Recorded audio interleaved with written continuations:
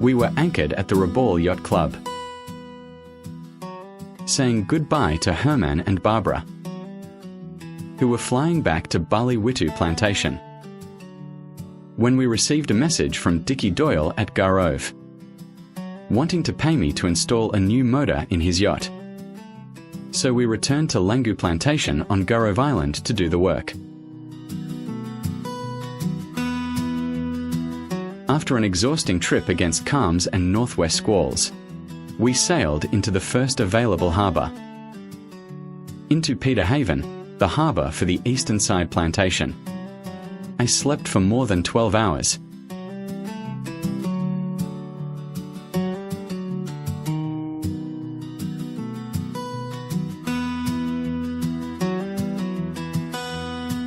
From Peter Haven around to Langu Plantation.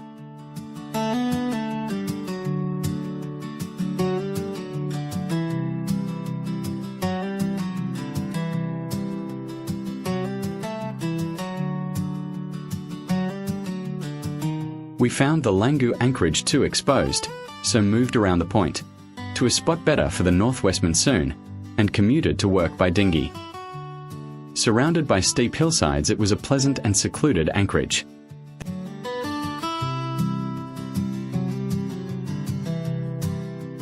The nearby local lads found us, and were interested in the new neighbour.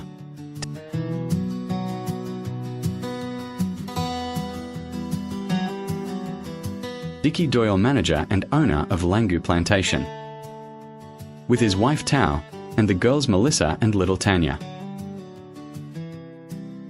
After I fitted the new motor in Dick's yacht, it was relaunched by brute manpower.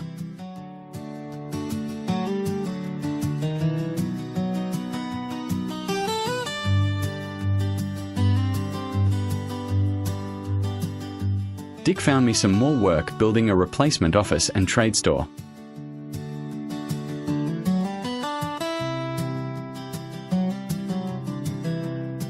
After correcting and finishing off the blockwork, I started on the timber framing. Robert, Dick's plantation foreman, holding Dick's daughter Melissa. The old trade store the new building was to replace. Strictly men's business in here.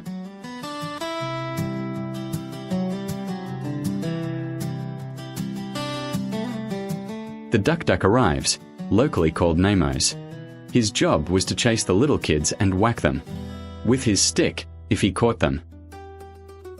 A real live bogeyman to frighten children into good behavior. The young men enjoyed playing the role.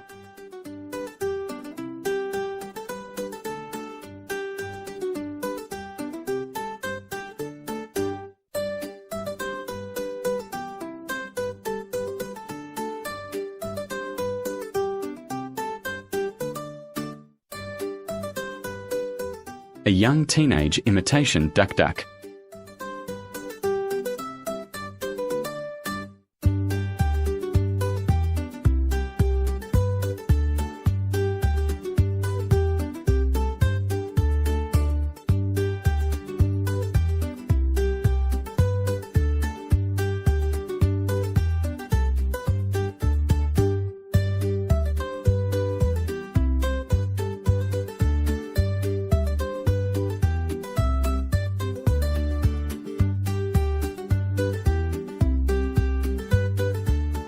Weighing the locally grown and supplied farm produce for island sale and export.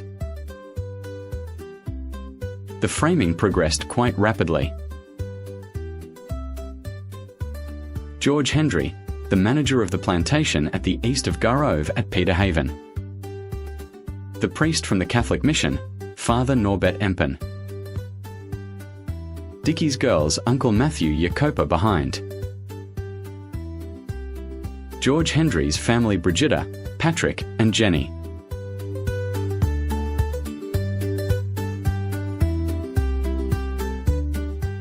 Loading the copra bags for transport was very labour-intensive.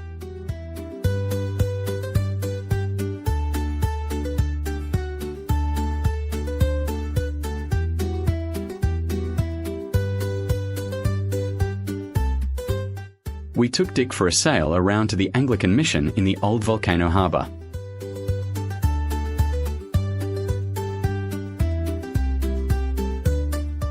St. Michael's Church has a commanding view of the entrance.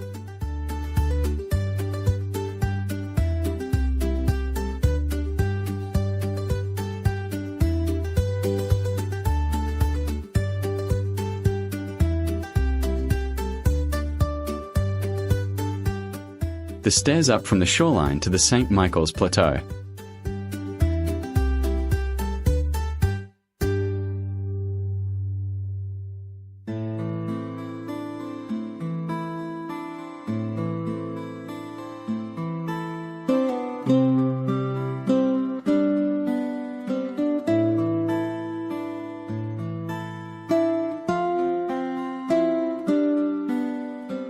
Little Tanya later became Miss Papua New Guinea, 1994.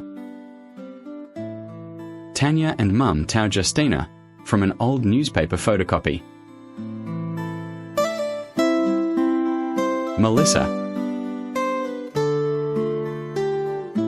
Explaining to Dick where we were up to with the build, as I had to move on.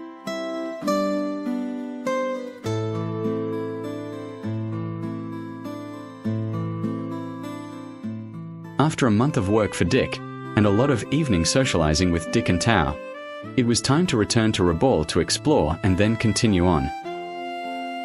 A last look back at Langu, Dick's yacht on the left.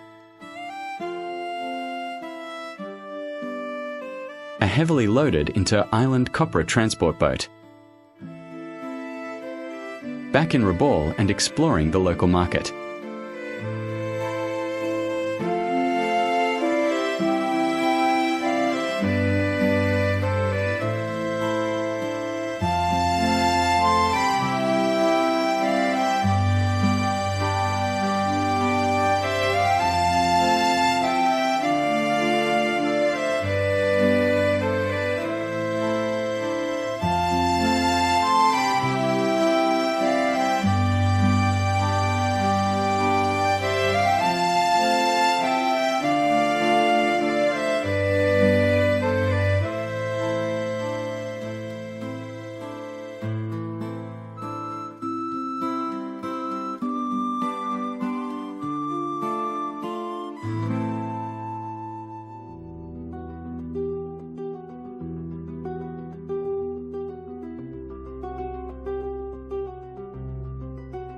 This was certainly a novel and exciting sport.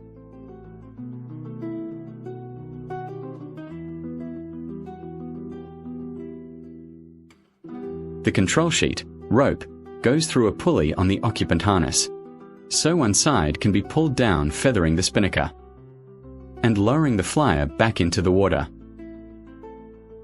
Icebird was the steel yacht David Lewis sailed around Antarctica. His son Barry was now cruising in it.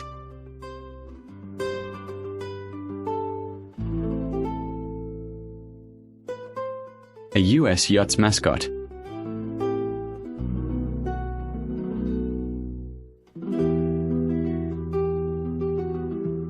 The Firewalkers of Rabaul.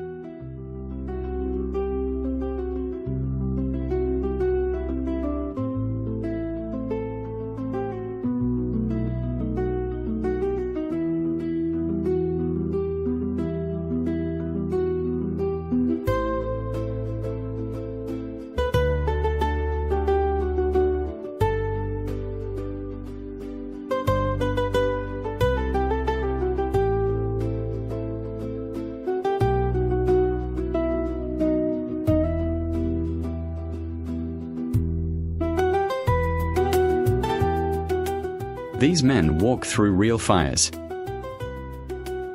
Not like in Fiji where they just walked on hot rocks. I'm not sure what the disc attached to their penis signifies.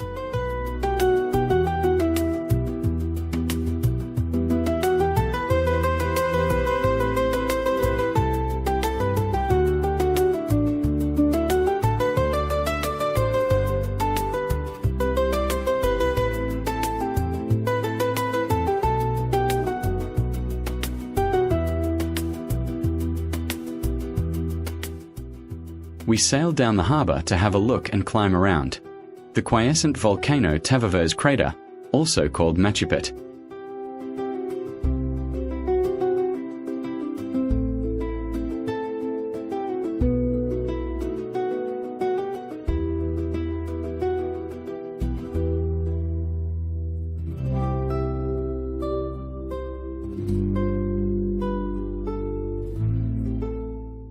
Sue exploring up around the rim.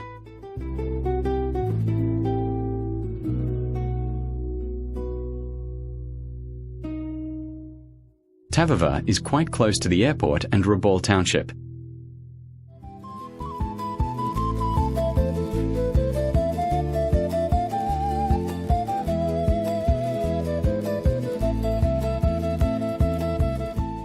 All this changed in 1994.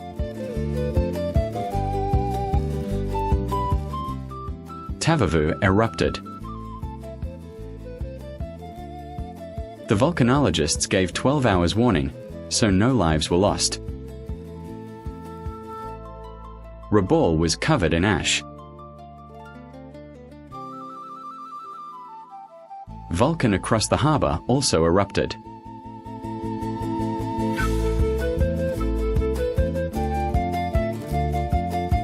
Next, we sail from Rabaul to Quieta on Bougainville Island. We dive at the Duke of York Islands.